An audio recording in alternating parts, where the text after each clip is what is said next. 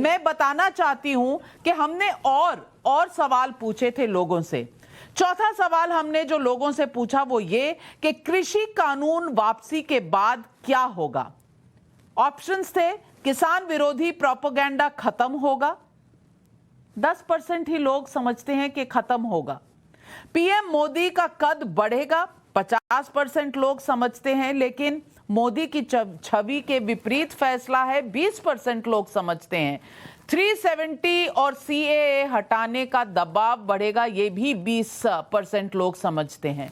तो बैलेंस है, 50% लोग समझते हैं कि मोदी का कद बढ़ेगा, लेकिन बाकी 50 समझते हैं कि या तो गलत फैसला उनके नेचर के खिलाफ है, या समझते हैं कि दबाव अब आगे से उन पर ज्यादा बढ़ेगा, और 10% लोग समझते हैं कि प्रोपेगेंडा कम नहीं होने वाला।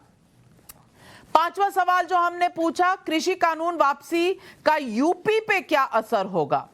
बीजेपी को फायदा होगा, 40% लोग कहते हैं।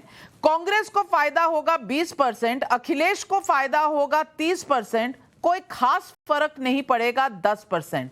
पर 40% लोग समझते हैं कि ये पॉलिटिक्स के लिए ही हुआ है, और बीजेपी को शायद 40% लोग समझते हैं कि फायदा होगा, लेकिन 80% लोगों का मानना था, आपने पहले देखा कि 80% लोग समझते थे कि ये सिर्फ और सिर्फ 5 राज्यों के चुनाव की वजह से हुआ है।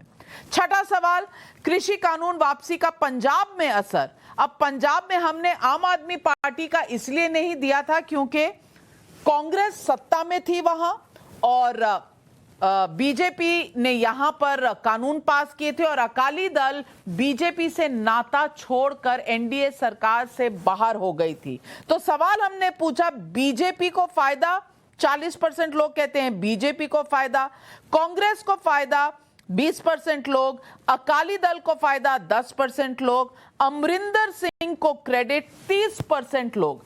यानी कि बीजेपी और अमरिंदर सिंह मिला दें तो ये एक नई इक्वेशन बनती नजर आ रही है। शुचि जी,